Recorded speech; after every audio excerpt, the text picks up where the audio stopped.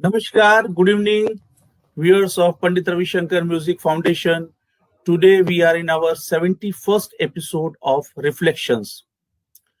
Friends, today the gentleman who was scheduled for this 74th first episode called me few days back and told that he's having some health issues and would like to participate after a fortnight. So the guest who was scheduled for our special episode of 75th was rescheduled today.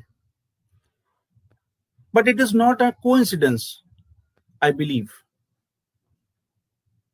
There was somebody behind it, around us, blessing us, and made it happen.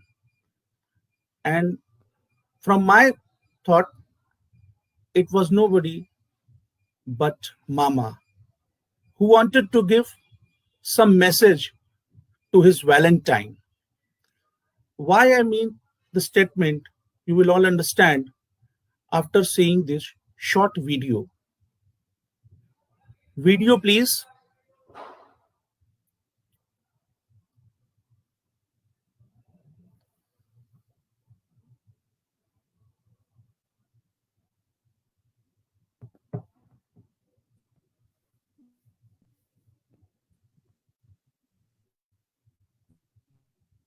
Legends spoke this as, but there are those two worlds. Ravi Shankar is style creating the opera Kanya.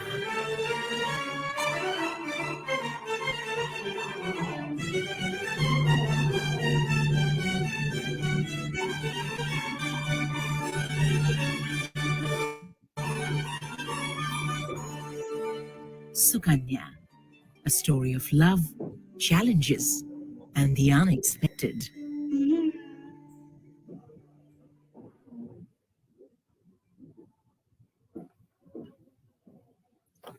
Music shares the shorthand of emotions. Mama, his message to Maima, Sukanya Shankar. How the Wagnerian concept, total art, work, integrating music, dance, drama, all aspects of stagecraft was brought to life in Ravi Shankar's opera Sukanya.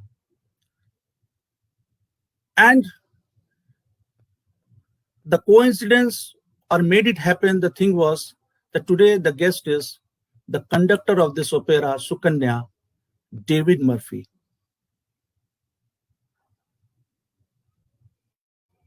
On behalf of Pandit Ravi Shankar Music Foundation, I welcome David Murphy to our show, Reflections.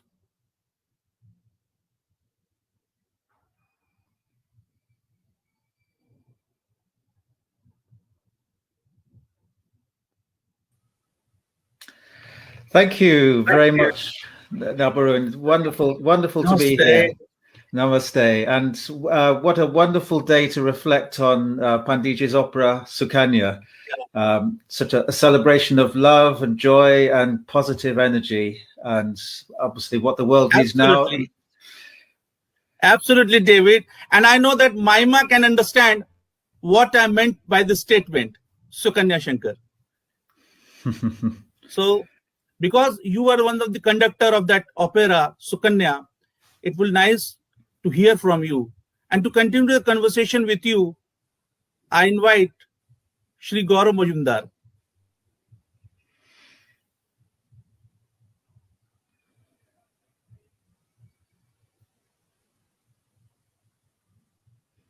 Hi. Namaste, David. Namaste. Pleasure seeing you, Nabarun. Namaste. Very happy Valentine's Day to everyone.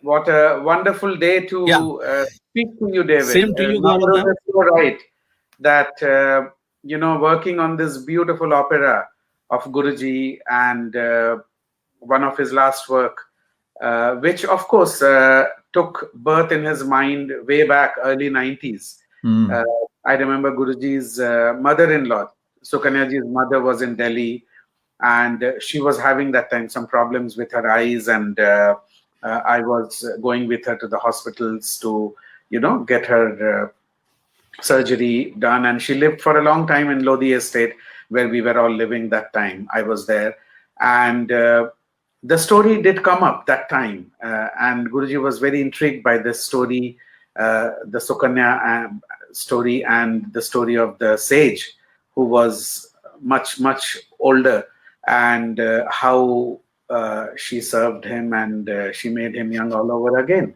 So I think on Valentine's Day it's very apt. We have been meaning to bring you for this interview for a long time. Me and Nabarun, we were talking, and it happens today. So there is no, I think, no coincidence. It was to happen today, and it is happening today. And let's talk. Let's spread this message of love and music. And it's so wonderful, so wonderful. Sukanya ji is watching from London. Our pranams to her. Happy Valentine's Day to her, and to Anushka, and to Mohan, and Zubin, and to everybody. Let's start with Sukanya, David. How would you like to go back and remember all those times when you started sharing Guruji's ideas and his compositions? Well, first of all, it's such a huge subject, and there's so much depth we could go into, and so it was such a fantastic journey. But I think the first thing that strikes me when reflecting on this incredibly special time with Guruji that I was lucky enough to experience, is all the amazing coincidences that made things happen, and the example of the opera Sukanya is a typical example of these coincidences. It's like there's some cosmic power somewhere pulling strings to make wonderful, amazing things happen. I mean, the very idea that Panditji should meet a beautiful lady called Sukanya, who would then become his wife. Then there's this tale from the Mahabharata, thousands of years old, of Sukanya and the sage. It's one of those, those strange vibrations that go through time, through history. That they should meet, and that the wonderful creativity of Guruji's the incredible flowering of creativity that happened in the last 30 years. It's all down to this relationship. So it's just one of those incredible coincidences. I'm so privileged to have been part of expressing that, helping Guruji express that in an operatic format. And that in itself is one of the most unlikely things that a legendary Indian musician would write in a Western operatic format, but do more than the Western operatic composers have done, in that his amazing experience of life, as you know, having studied with him and lived with him and worked with him for so many years, his incredible experience of life throughout the 20th century gave him all these different inputs of meeting the most amazing historical figures, meeting the most amazing musicians in the Western world, the most amazing artists and writers, and all that percolating into his amazing brain. Then this idea of an opera that came in the 90s suddenly ignited a spark, and the opera Sukanya was the end result of that. But such an amazing set of coincidences, all coming together. It's amazing. It's amazing. Tell us, I just want to know the year when you first met Guruji and also became his disciple. So let's go back there, to just go back in time and just start the journey where it all began. Absolutely. Well, funnily enough, Gaurav, that the day I first met Guruji was the day I first met you. So that was back in 2004 at the Bhavan Centre in London, when we were preparing for the project that was to become the Sanmelan, the wonderful piece for small Indian ensemble and small Western ensemble that Guruji created then.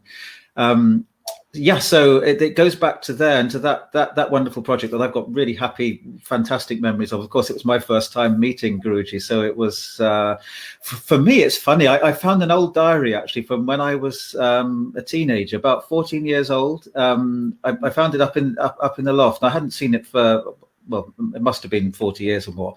And in this diary, I'd written something that I'd read because Yehudi Menuhin, the violinist, had obviously collaborated so much with Guruji in the 60s. And I was heavily influenced by Menuhin at the time.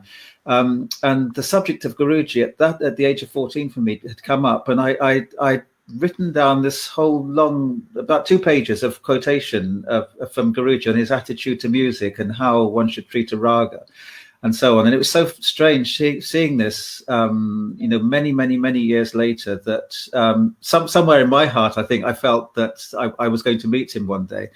And then that day came when at Bhavan Center, which for me as a Western classical musician, that had always been completely in awe of Guruji and his work, his life and his music. That was an incredible day, and I didn't know how it was going to work out because I'd heard that he worked incredibly fast and you had to be incredibly quick with the notation. And I'd worked with other Indian musicians in the past, shortly before that, for a few years. But this was a whole new level of speed and agility and having to take so much on board so quickly.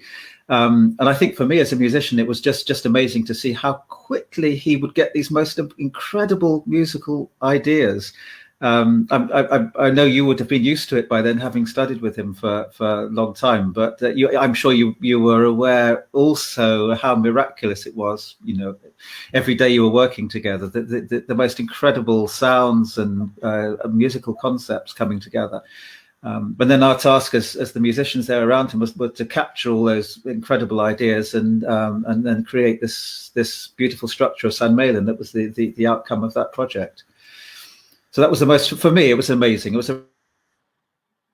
what the music of East and West could do when brought together by a genius like Guruji.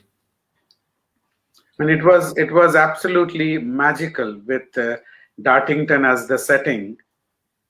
And having been there in his childhood and his memories and his connections, and it was such a wonderful experience for all of us and for him as well, because he was remembering his brother, he was remembering Tagore, who had also lived in Dartington, and it was such a wonderful experience.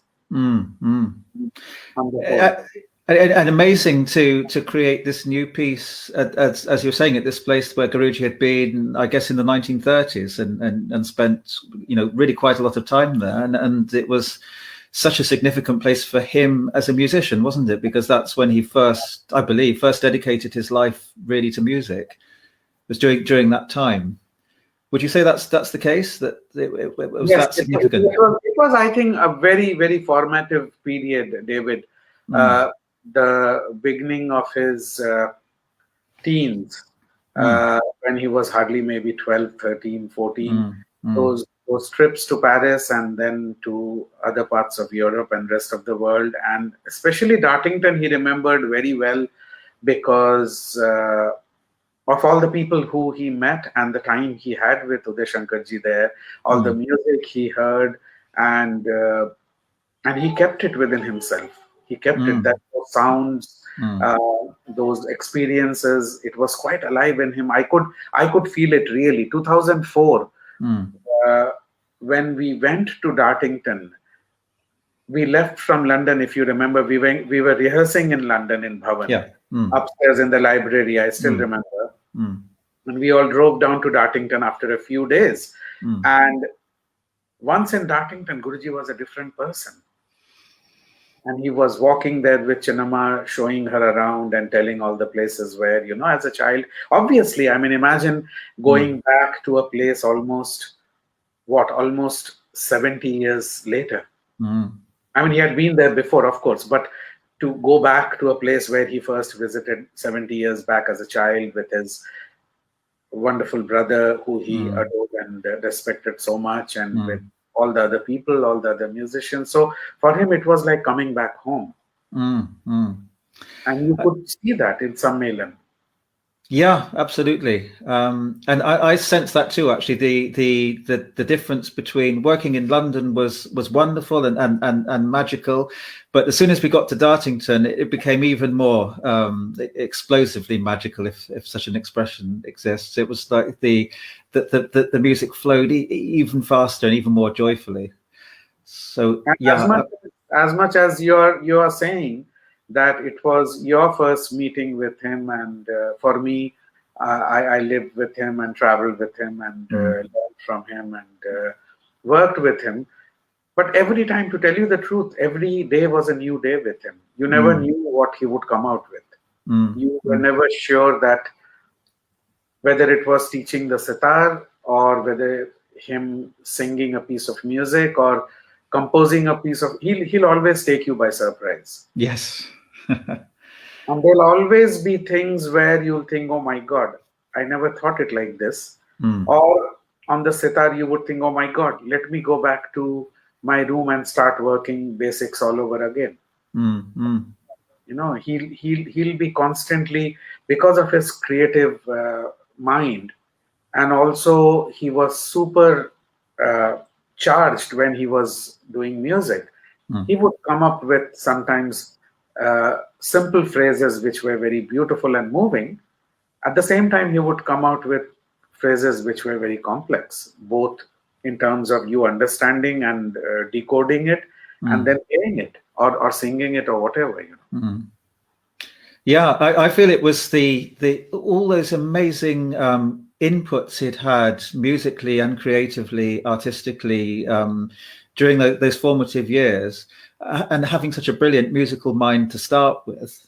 Then all those ingredients together, it was as if I felt as if he could see all the possibilities that were inherent in potentially there within a sequence of notes, a series of notes, and he could go in any direction and go off. And any direction that he chose would be a wonderful creative musical journey that would actually tell you something, express something emotionally, maybe teach you something about life because of the way he would play with the notes and the possibilities of those notes.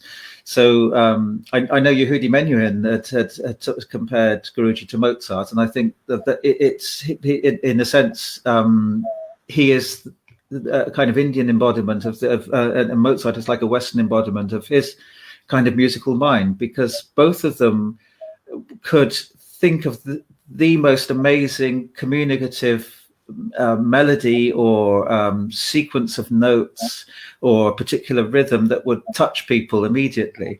And there was no having to sit down and work and compose to get these notes right. They would just be there, perfectly formed.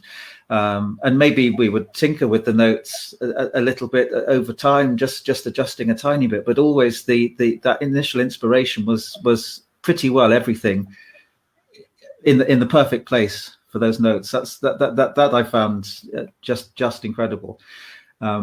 That's very amazing how you're doing a comparative, description of Mozart and Guruji. We have heard this, of course, Menuhin saying many times, and other musicians. But it's nice to know from your Western point of view what it really means. And I have always, correct me if I'm wrong, and also tell me what you think. I have always felt Guruji or Mozart, I think they had a very, very, very good command over the music.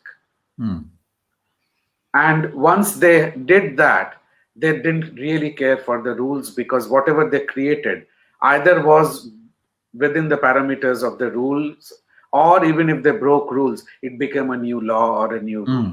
Exactly. What do you say to that?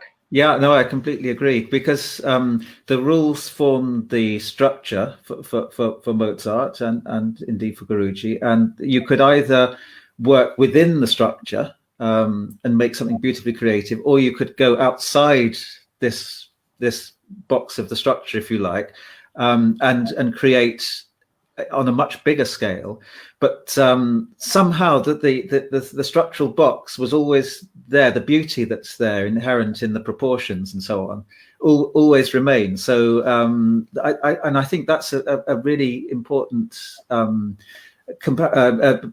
comparison, if you like, between these two great masters, because they managed to let the music just live and flow, and it was eternally beautiful.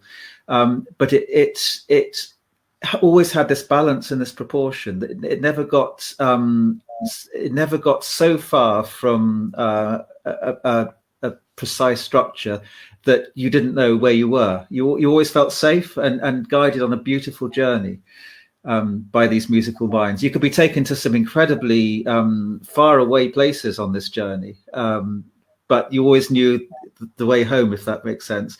I remember this is sort of related, that Guruji telling me, he probably told you this story as well, that in going to in the West, the contemporary music festival that they used to have in the 1950s in Germany at Darmstadt, where all the contemporary at the time composers would meet, and they were creating music that was based on the 12-tone system. So it was based on every semitone in the chromatic scale used in a particular order. And this way of creating it's a structure that had been invented in the West, that for Guruji, actually, when he heard the music, it made him feel physically ill. He actually felt sick, and even even felt so sick that he had to go and lie down and have a dark cloth over his eyes, because the effect of these sounds was so difficult for him physically to take. And I was reflecting on this. That kind of music that was popular popular isn't the right word, but it was fashionable, if you like, in the West after the Second World War, probably came about as a reaction to all the problems that were happening in Europe at the time. This music had a very kind of dark energy that didn't fit with the natural, beautiful perspectives that Guruji had grown up with. It was about as far as you could get from his music, and also as far as you could possibly get from Mozart's music as well, because it didn't obey the natural laws of the harmonic series and the natural laws of harmony that are just inherent in sound. It's like it had moved way away from all of that. And I was just fascinated to hear that he reacted, so physically that the sounds themselves affected his body in this very very negative way, so much so that he had to get away from those sounds. But the opposite then is so true, isn't it? The healing power of his music, the sheer beauty in those sounds that he created, and those concepts that he created. That is such a positive experience for people experiencing those sounds, feeling those vibrations. Absolutely the opposite to what was going on in Europe after the Second World War. And it's so great that then in the 1960s, we in the West became so aware of Indian music and of Guruji's music in particular. Basically, as part of getting over all the trauma of the Second World War and so on, these positive, beautiful sounds that were coming. I think that was a really important time and a really important stage in the history of the music of the West. Actually, his contribution of those amazing sounds and rhythms totally changed so many different genres of Western music. So I think we should remember the big picture, that he was just so influential all over the world. Very important. There are two thoughts which is coming to my mind, David, because it's very interesting what you're speaking about. Obviously, both these musicians, Mozart and Guruji, they had a very complex life. Their life wasn't simple.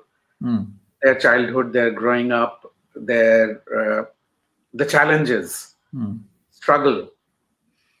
So obviously, for them to create such beautiful, serene and healing music, I feel both Guruji's and Mozart's music is very healing. And also you hear a piece of music and there is something you take back, you remember it forever. Whether it is Guruji's Sare Jahan Se Acha or Mozart's Symphony 40, or his Lacrimosa from the Requiem, or Guruji's Hey Nath. It stays with you. Yeah. It stays with you. Now, these two things which comes to my mind is that obviously they had a very deep spiritual connect. The level of their connection to the divine was very, very, very strong and very high. A.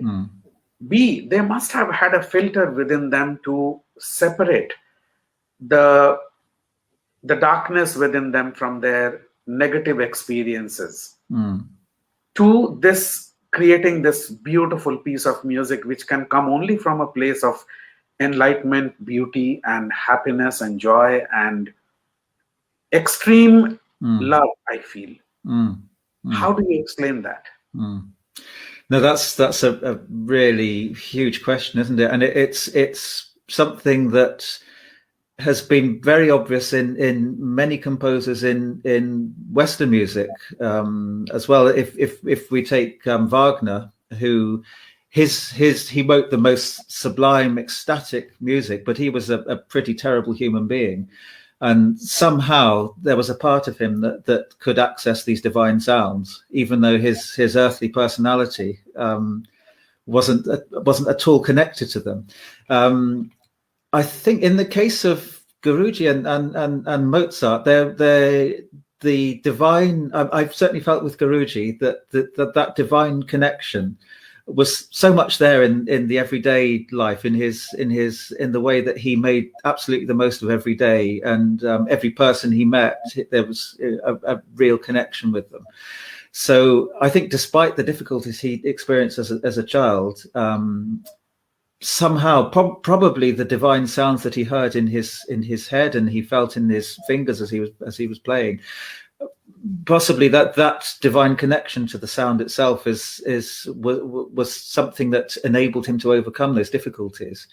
But I always felt with him that he was plugged into the divine pretty well all the time. Even with the simplest domestic thing, like if we were, as you know, he would eat with his students, and there'd be a lot of domestic familiarity. We would all be there in the dining room, or sometimes in the kitchen even, but there was always this close connection to anybody in any situation, and I felt personally that came from the connection he had, this divine connection through the amazing sounds that were living in his head. There was the connection that he must have had to enable that beauty to live in there. And I think it was the same with Mozart, that whatever was going on in the world, there was this perspective, this bigger perspective that they were plugged into. And it's not just the divine, actually. It's almost like, to be a superlative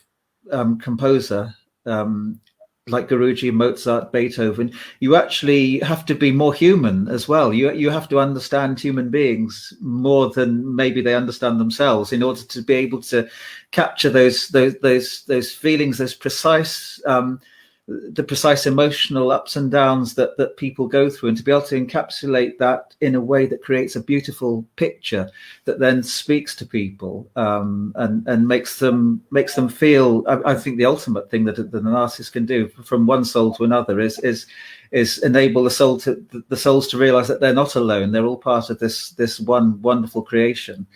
And that's what Guruji's music, and you said Mozart in the Requiem, they both speak on a really human level at the same time as speaking on this divine level. And I think that's what makes that superlative musicianship that is so compelling, and makes people now still want to listen to Mozart's music, and in 1,000 years' time they'll want to, and it'll be the same with Guruji's music. 1,000 years' time it'll still be speaking to humanity with just as much power, possibly even more, because possibly in those sounds he's foretelling things that are coming. So who knows? It's just the most incredibly powerful source of human knowledge and spiritual knowledge at the same time. And how lucky we were to live with him and work with him, and be so close to this power. Absolutely. Because as you're mentioning, Whether it was the dinner table or whether it was a journey in a car or a bus or in the airport or wherever, there was a part of him which was always plugged in with whatever, the divine or whatever you might want to say. And there were ideas going on.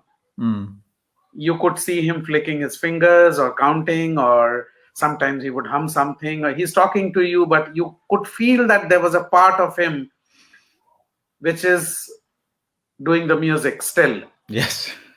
You know? And if it was overpowering at times, he would then burst out singing a composition, or he would say, okay, listen to this composition, or try this, or try this tal, or you know what, this idea, let's go home and work on this. And by the time he was home, that one line would have grown into 10 different lines, and Exactly. So there was always a part of him, even I think when he was resting, his mind was still creating and ticking and making things, and connecting. And I remember Sukanya-ji saying that even when he was asleep, the fingers would be going. So fingers would be going. He would tap his feet, and he would be giving tal and many times. You hear such things because his mind was so active, so connected. Whatever you might want to call it, it's the divine, or it's the source from where he derived all his inspiration and his ideas. That connect was always there. It was never gone. Absolutely.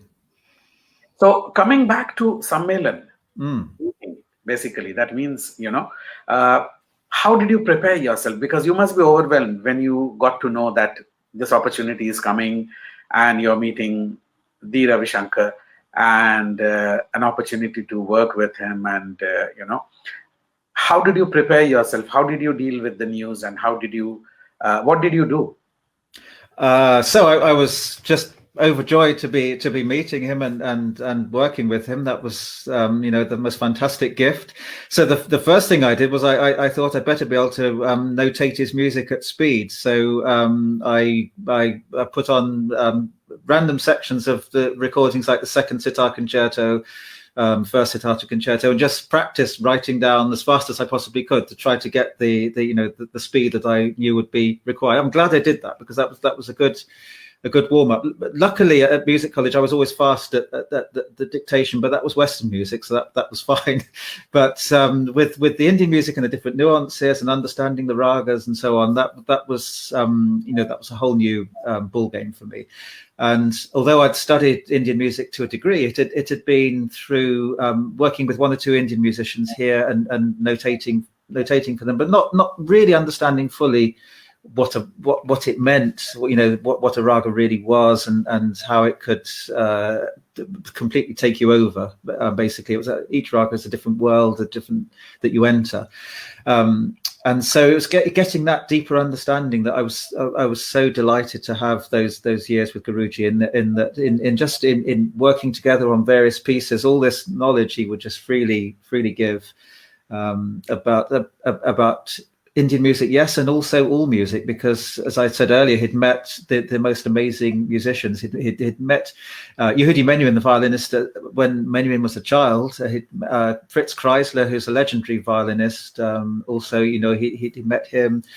The great Russian bass Shaliapin, he'd met and heard sing. That also had a tremendous impact on him, and that experience came into the opera actually as well.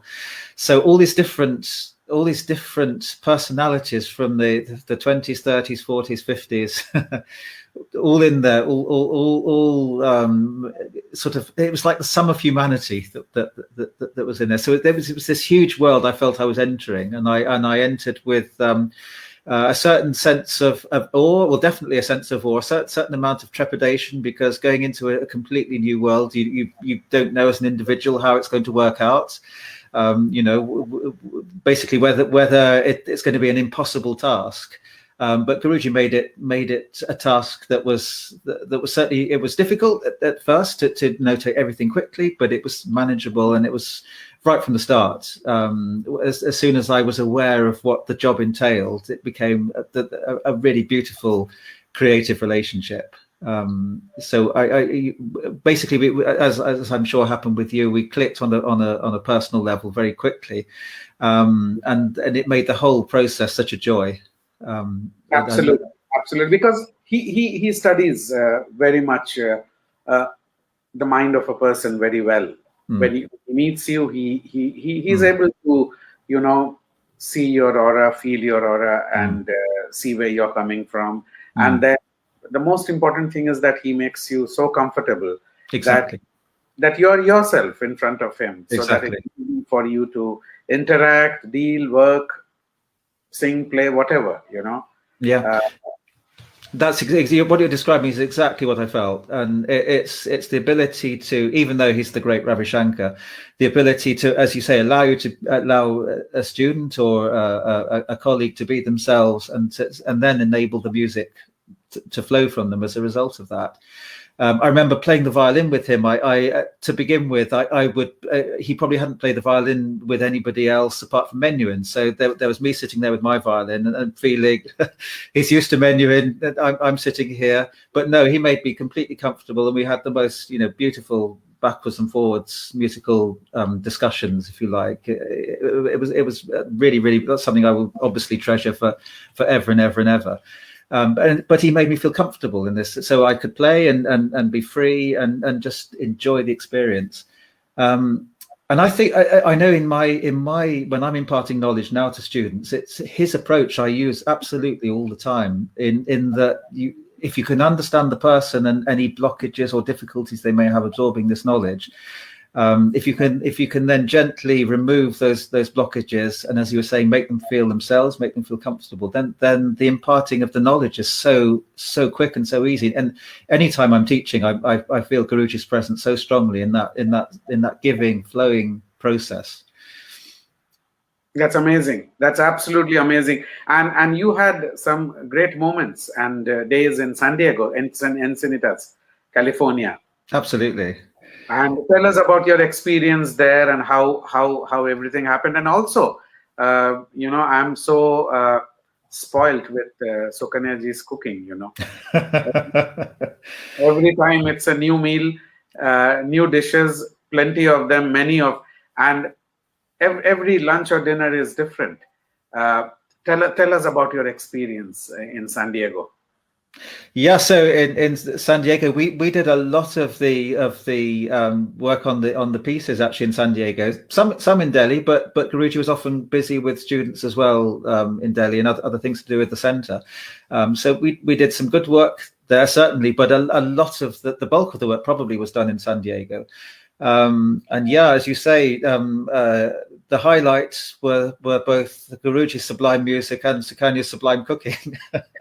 I won't say what order that came in. They were both sublime.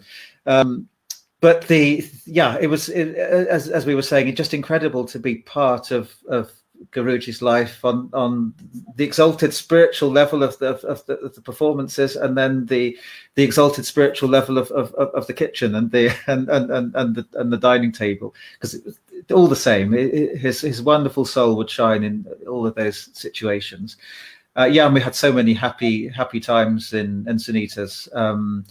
I remember once recording an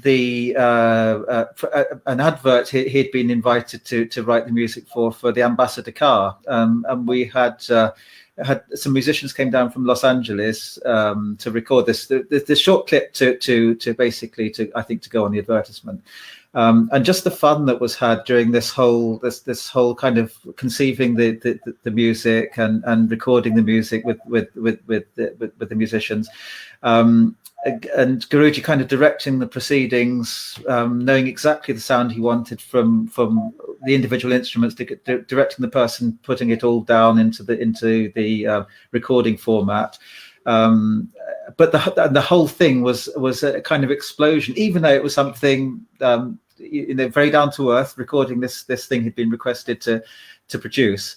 It was such a creative, a joyful experience that we laughed so much during the process. I can't tell you, I think my face was aching after the first day just from laughing so much. It's so much fun, but so creative at the same time. And then I think at the end of this we went out for a Chinese meal. and Guruji was so the life and soul and of the occasion. I felt like I was seeing him. It felt like being with a musician in their 20s, perhaps. With that incredible youthful energy, still there. He was in his 80s, late 80s, I guess, at this point. But that vibrant, youthful, joyful energy, and I think that it's such an achievement. If as people get older and older and older, if anyone that can keep that fantastic energy from the energy of youth with the wisdom of age like Guruji had, that's such a gift, and to be able to be somebody like him that could have this gift and show it to the world was such a wonderful thing. I think a real inspiration for all of us. He was the youngest person in the room, despite the fact he was in his late 80s. This incredible spirit. Absolutely, always the case. That was always the case. Now tell me, David, from just the thought, the name Sukanya, how did this composition, this idea, how did it blossom? How did it unfold? And what was the process? What was the process like with Guruji in creating this masterpiece? So it was, he first mentioned that he'd had this idea in about shortly after 2005, something like that. And he described to me that, the story from the Mahabharata and his mother-in-law, as you mentioned at the beginning, and that he had this idea that it would be wonderful as a dance drama or perhaps as an opera, and he was sort of between the two, because dance was obviously his, the concept that appealed to him hugely because of his early training as a dancer and his brother and so on. But also opera was something that appealed to him because of his experience hearing people like Chaliapin in the 1930s, and also hearing Mozart's Magic Flute and some of the great operas in the Western repertoire.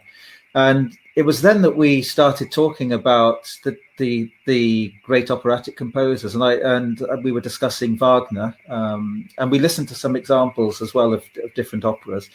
And we were talking about Wagner and Wagner's idea that an opera should be a total artwork, that it shouldn't just be music, shouldn't just be instruments and singing, but it should be instruments, singing, dance, stagecraft, everything brought together.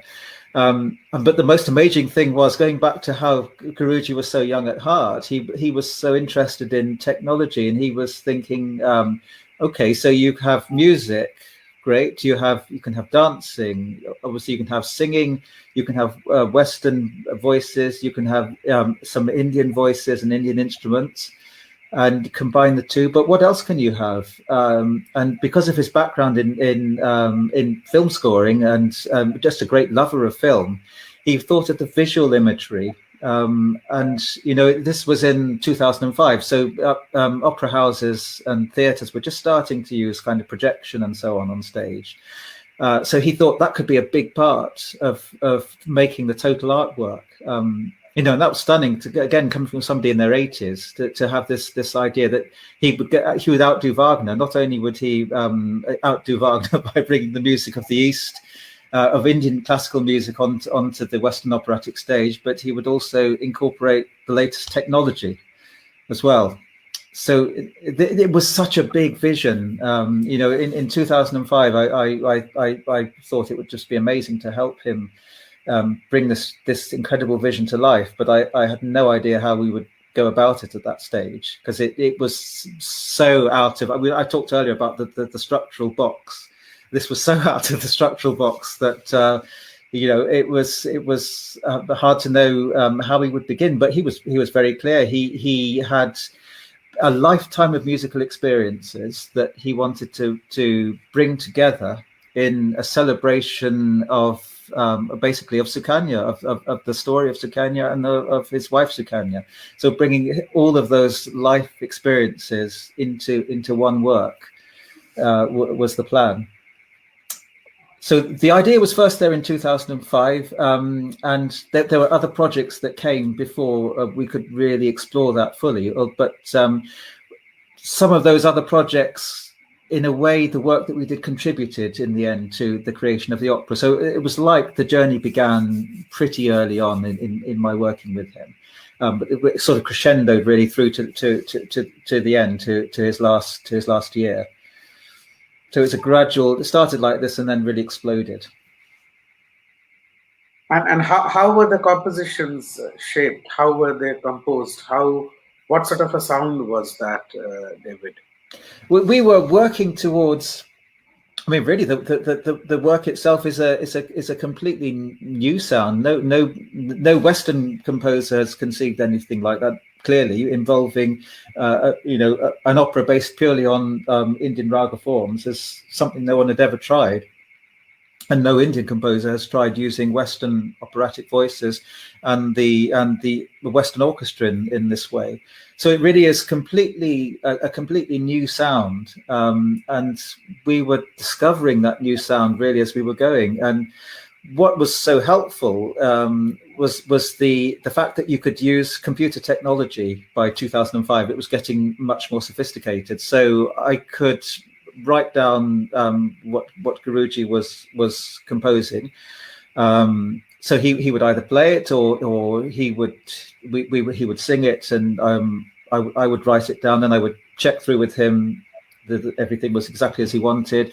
Then I'd go home, go back to the hotel, and I would type the music that we'd written into Sibelius, the music program that a lot of composers use.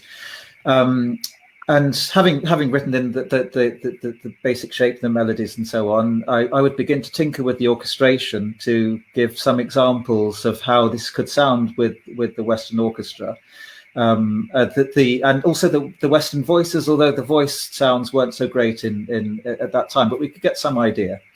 And then, of course, the Indian instrument sounds. That's another story on Sibelius, because that used to make him laugh so much. When Sibelius tries to sound like a sitar, but as soon as we got used to how all that fitted together, there's different sounds, and he could relate the sound from the computer to the actual sound that he would get.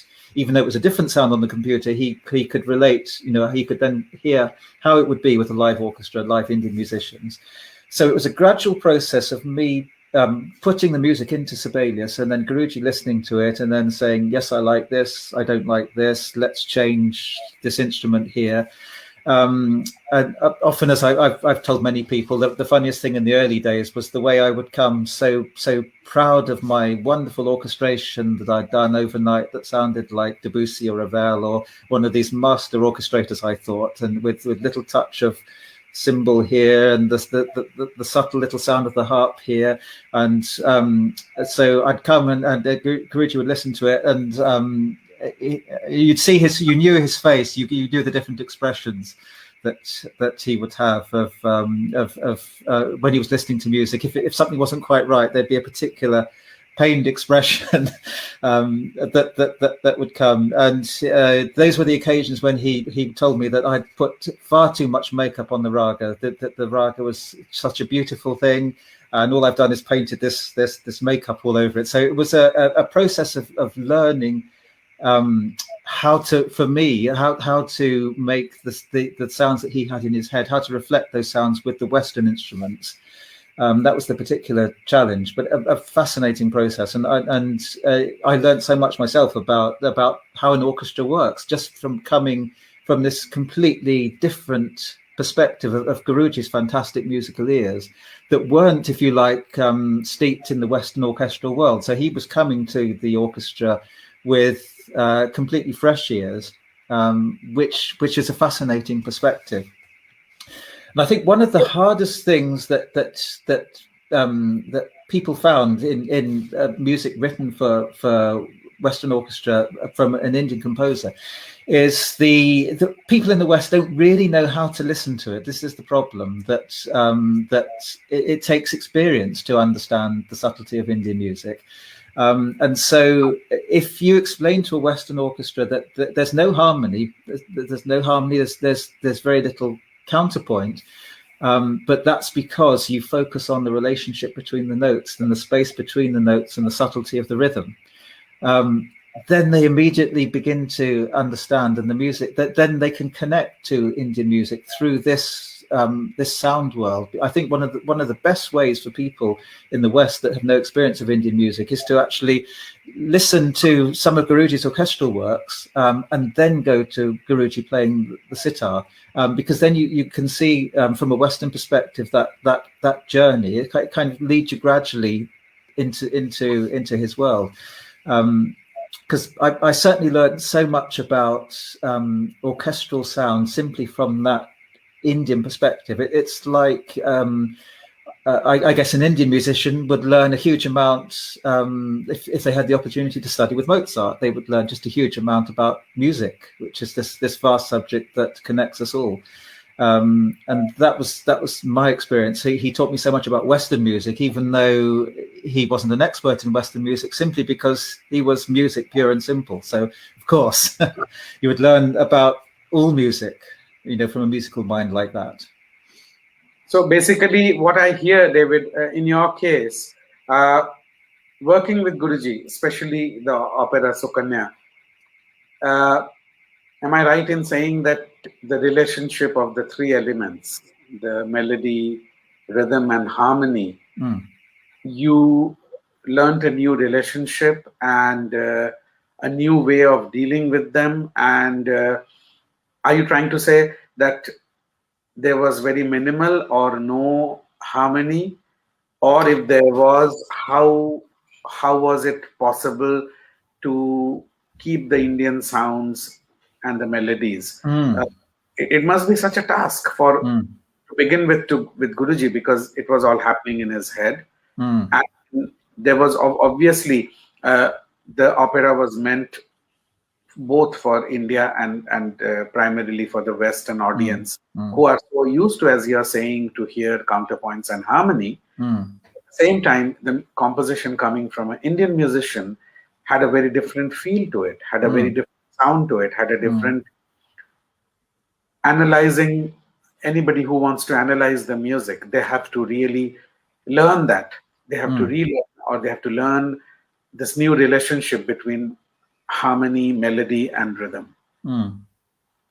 Exactly, and it is that relationship between the three. And in working on the opera with Guruji, it was this is something that he said towards the end of his life, that if only he had another decade, because we were beginning to look at how you could actually harmonize and use counterpoint with the ragas in a way that didn't distort the raga's natural flow, the relationship of the notes. And that's an incredibly subtle thing to do. And Guruji was beginning this amazing journey that no musician has traveled this journey yet. And he immediately saw this was a creative path that will be traveled. And I think in the opera, significant steps were made on that journey. And it was just a simple process of us sitting there with the computer, with the possibilities of the notes of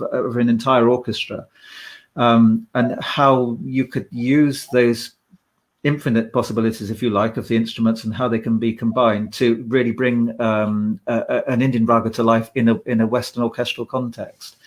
And that is such a it's almost a symbolic journey, isn't it? Because in the world that we're in now, and this is what Guruji was seeing, there are so many political, social, economic problems, especially right now. There's the rising powers. The West is going like this. India and China are coming up, and the whole world is in a state of flux, and no one knows how this is going to pan out. And for humanity to survive and prosper, all the different cultures have to understand one another on a really deep level. Otherwise, if a culture becomes another culture out there, then that's how wars begin, and that's how destruction comes about. And Guruji could see this, and this is really the whole essence of his life's work of bringing the music of the East and West together. That it's cultures understanding one another. And what better way than music? Exactly. What better way? If you can do it through music, and if you can create music that celebrates cultures on an even footing, so they embrace one another and create something beautiful together, then that's the solution. This is what Guruji could see. I'm sure if he were still working, we'd be creating an opera or something now, or a dance drama that involved China, India, Europe, United States, music from all of these different elements, because these are the different cultures, groups, and so on that have to understand one another and really embrace and really connect. And right now. especially imagine, David, imagine this whole period of COVID and lockdown. He would have used it to such advantage of creating, composing, being home, Yeah, and churning out pieces of music, teaching, creating. I mean, he would have made such a good use of this period of lockdown, absolutely, Being in, absolutely. Yeah. Uh, but there is one more thing I want you to share with our viewers. A very important connection, contribution, and without her, I think Sukanya would be really both in terms of as a person who Chinema is, and also this opera would be incomplete. Anushka, her contribution to the piece and for making the premiere and making it happen. I think it's important we speak about that. And you having worked with her, please share your experience and Yes. tell us about. So it's always wonderful to work with Anushka, and she's obviously the continuation of Guruji's journey, and that's also a most incredible gift and to the world, and then another incredible sort of flowering from the the beautiful relationship of Guruji and Sukanya, that Anushka is there continuing this creative journey in such imaginative ways. So I feel that she's doing exactly what Guruji would have done now, were he still with us, exploring electronic music and collaborating, with live electronic musicians on stage.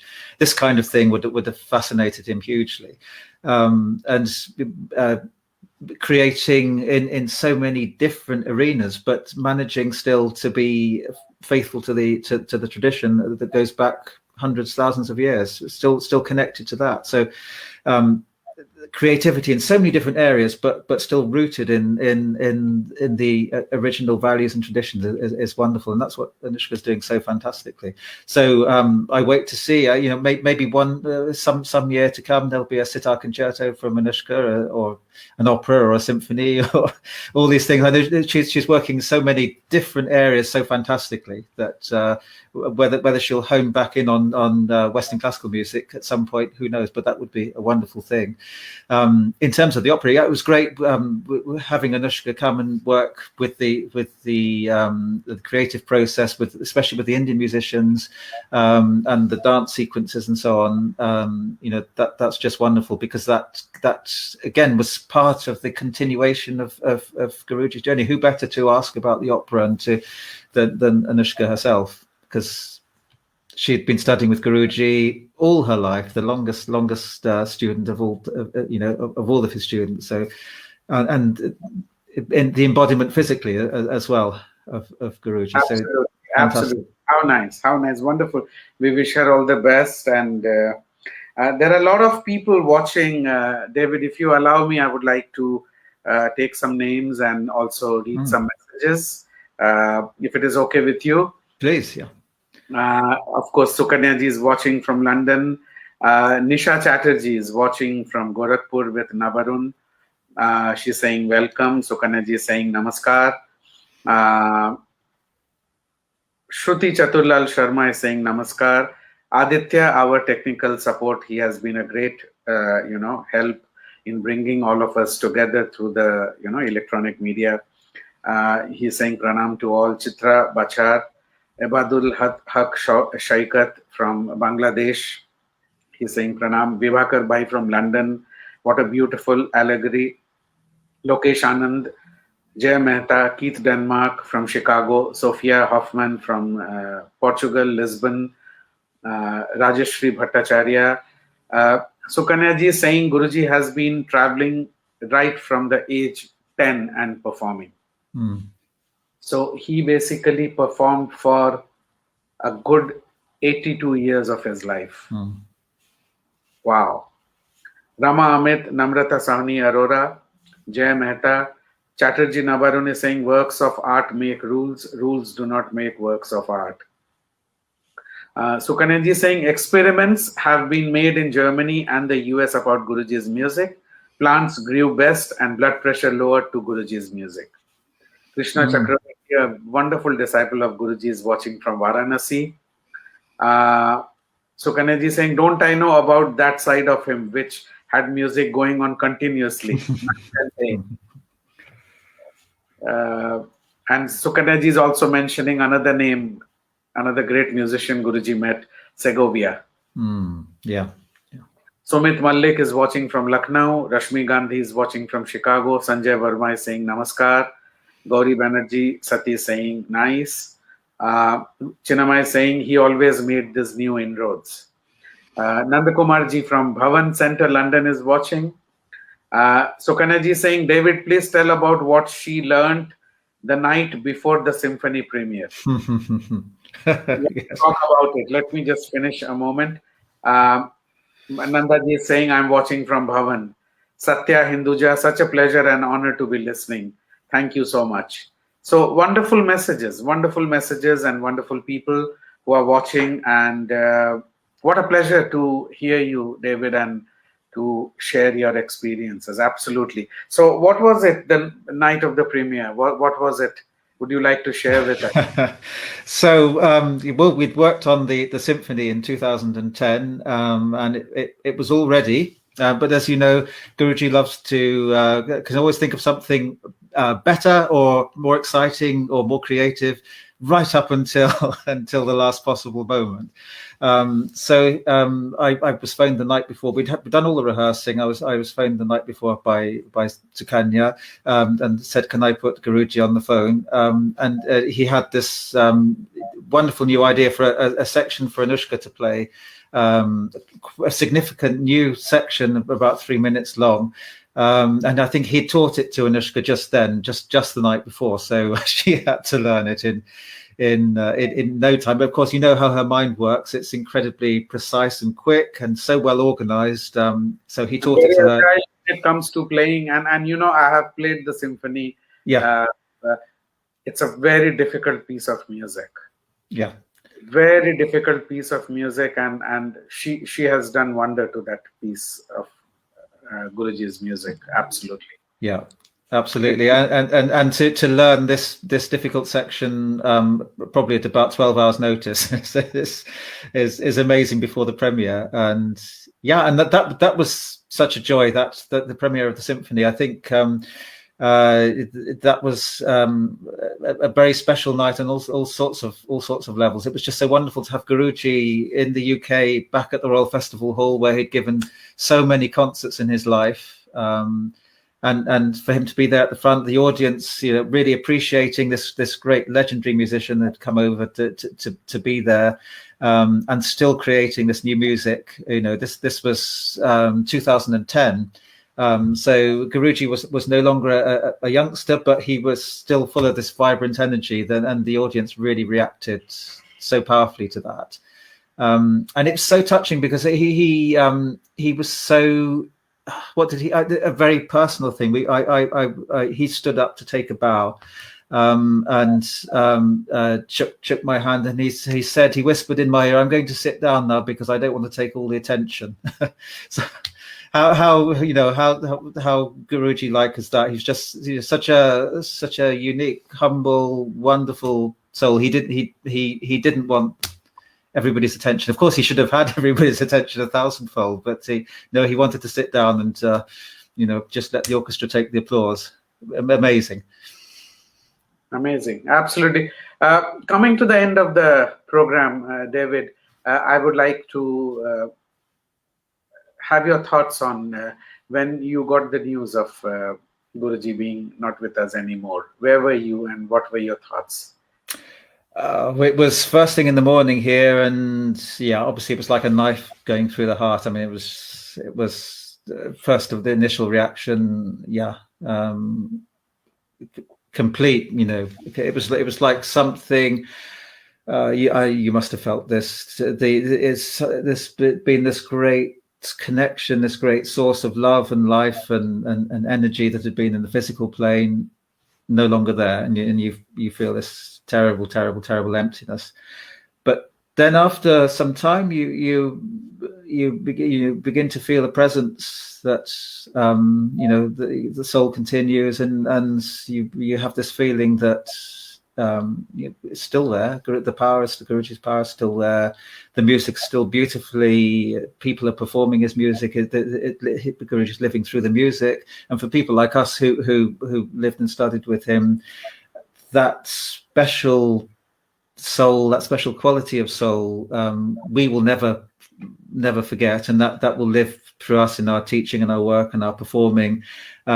So I feel Guruji's there in all these different ways, but I also feel this connection, this presence, that's there when I'm working, when I'm performing, when I'm teaching. It very much feels like it's still as much part of my life as it felt when I was working closely with him in the physical plane. How beautiful. Thank you, David. Thank you very much. Great pleasure. Thank you, Gaurav. Wonderful. I look forward to seeing you soon. You stay safe and take care of yourself. Thank you. Thank you, David.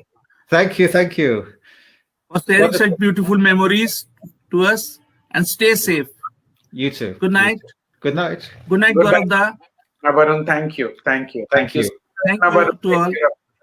Bye, David. Bye. Thank you very much. Bye. And to the viewers of Pandit Ravi Shankar Music Foundation, do join us tomorrow 6:30 p.m. for our online concert Musicorum Next Gen.